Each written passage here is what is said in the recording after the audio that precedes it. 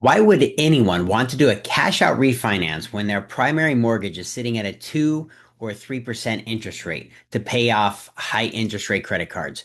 Well, I'm going to cover a real life example of how we use the cash out refinance to get rid of high interest rate debt, to consolidate it a HELOC with credit cards, put $25,000 cash into this borrower's hands, and allowed them to skip two mortgage payments that gave them some instant relief. So let me give you some details and I will show you exactly what we did and why we did it and how it makes sense. And you may be in this similar situation.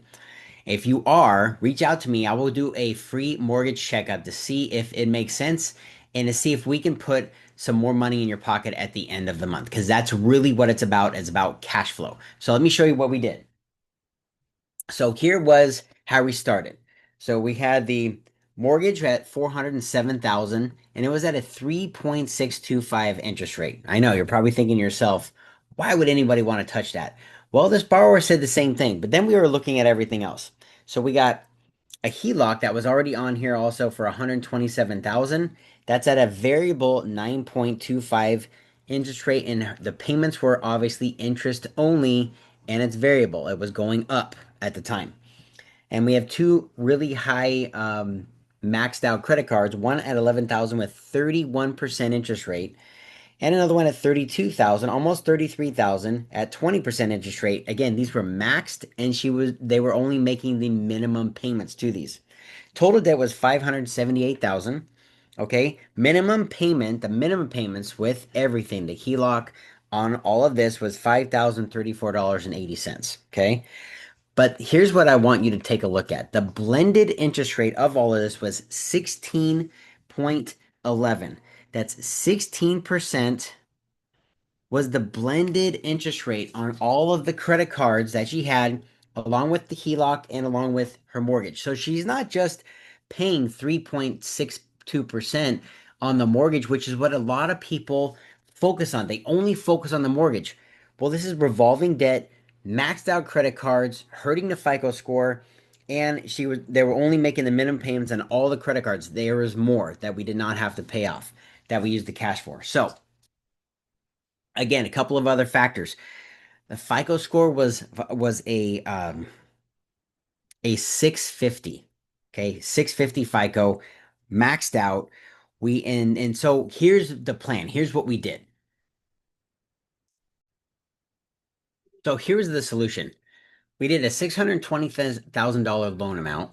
We got a rate of 8.125.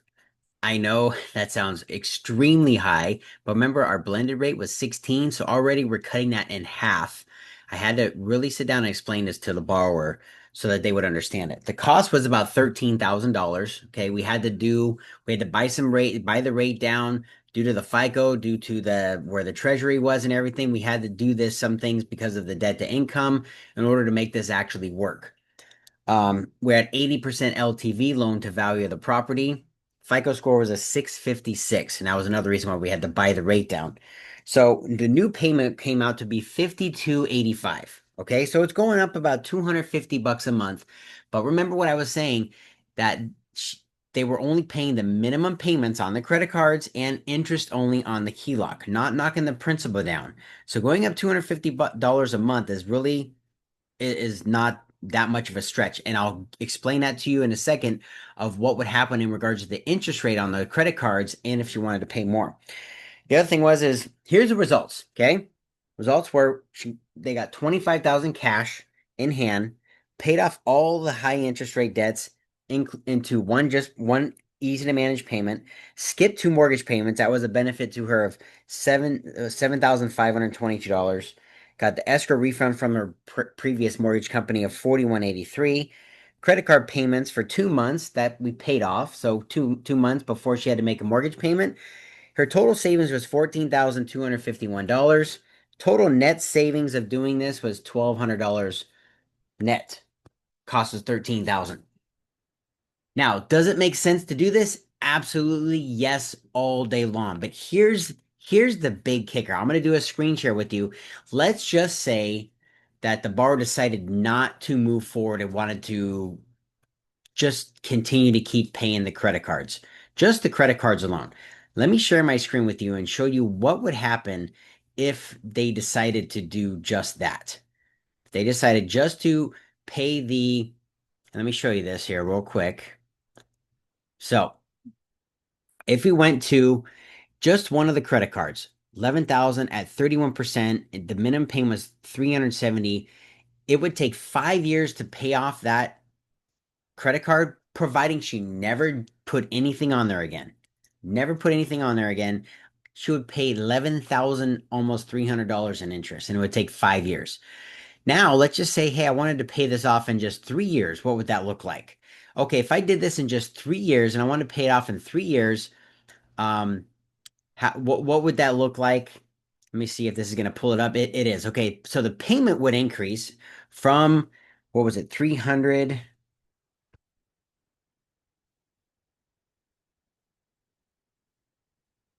Oh,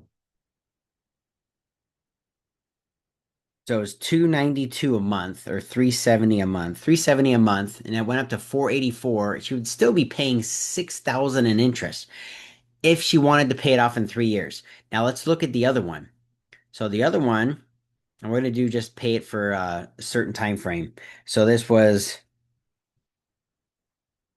32,797, and this was at a 20% interest rate. And you could do the calculations yourself, but why not just let me do it for you?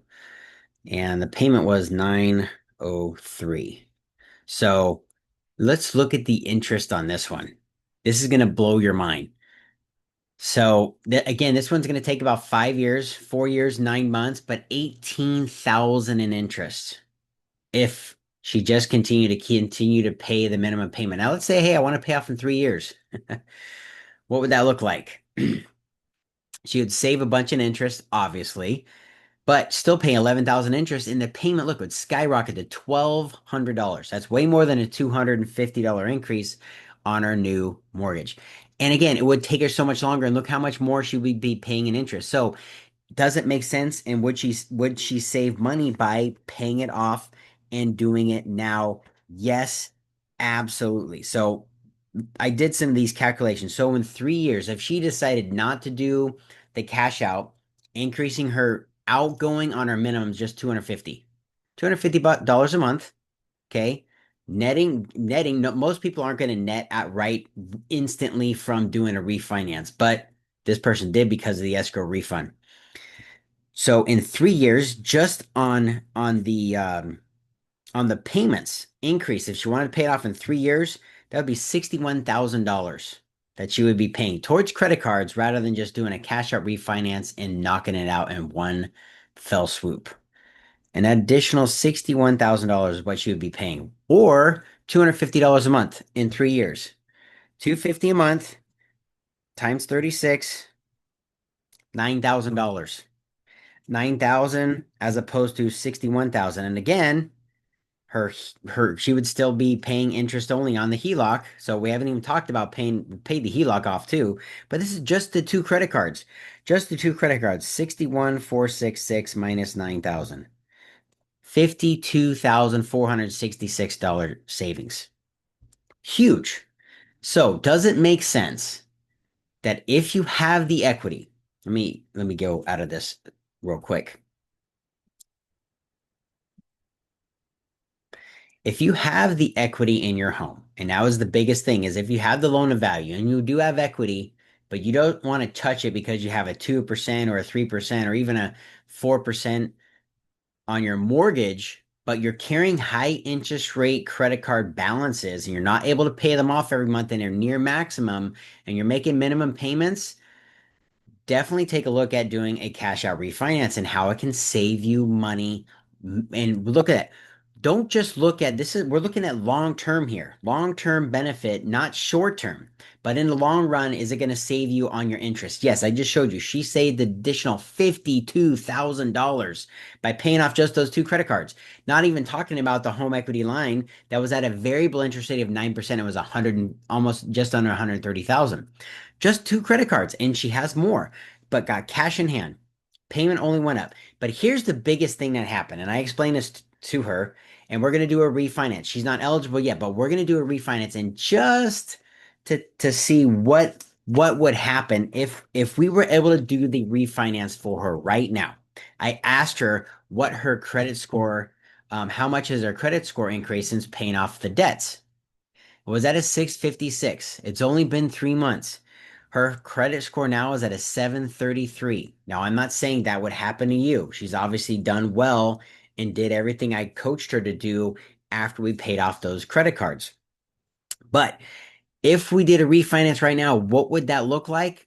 I know the 8.125 sounded kind of crazy, right? Right now, conventional loan, a regular rate and term refinance at 80% with a FICO score of under what I priced out under what she actually is currently at, she would save, I would get her into a 7.125, drop her a whole point. Par rate, not buying the rate down. Par rate, $477 monthly savings. And again, we're looking at trying to skip two mortgage payments. That would put an additional $10,000 into her pocket. Now, there's two other programs. She was currently in an FHA when we started, but we moved to conventional. FHA has a much bigger, a little bit bigger savings, not much, but a $35 more savings per month on putting her in an FHA, but of course, adding $10,000 in mortgage insurance. Doesn't really make sense. It's only a $35 difference in payment. Yeah, I don't care if it's a 6.25 or not. Still, you're adding 10,000. Why do it with savings only 35? But there's another one, another option. Right now, I could do a 5-1 arm on an FHA 5-1 arm.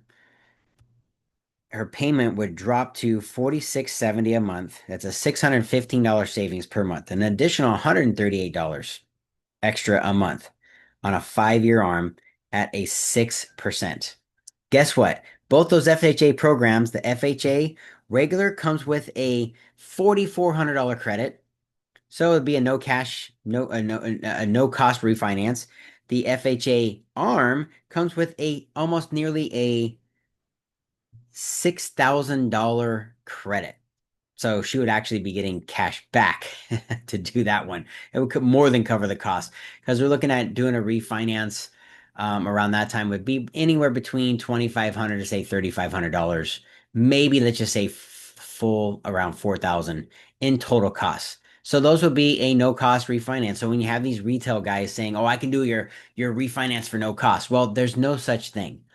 However, because there are title fees, escrow fees, recording fees, all of those fees are not ever done. They're done by somebody and they do cost money. And then more than likely, if you're at 80%, you're going to have an appraisal. However, credits that they are able to put you into a rate that comes with credits that could offset the cost. But there's no such thing as a no cost refinance. It does not exist. It is a sales tactic. It's bull crap. And if it's a retail lender telling you that, they are charging way more than somebody like me who is a mortgage broker, who is wholesale. I am already out the gate going to save you over $10,000 over the life of your loan by doing and working with a broker compared to a retail lender or a bank or a credit union. But now, looking at this, refinancing them right now. So not only is paying off the high interest rate credit card saving her thousands, if not tens of thousands of dollars on interest that she's saving, but also what did it do? It increased her FICO score tremendously in just 3 months. She's at a 733 right now, and it started at 656. So there are way more benefits and things that can happen if you're in that situation.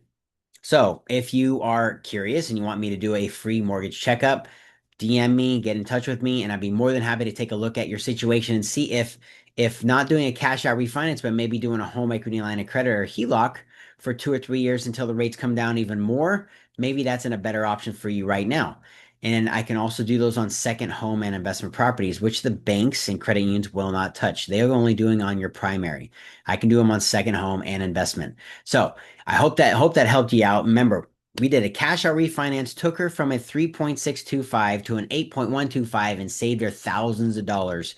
Boost her credit score up tremendously, paid off some debts, put cash in her pocket, and we're going to be skipping another two payments towards the end of this year, which is going to put an additional $10,000 in her pocket and dropping her interest rate and her payment. Right now, we could drop her payment $470 a month. And two other programs, even more, and it'd be a no-cost refi because of how much credits are coming with because of where the rates are right now. So hope you guys enjoyed the video, and I'll see you guys in the next one.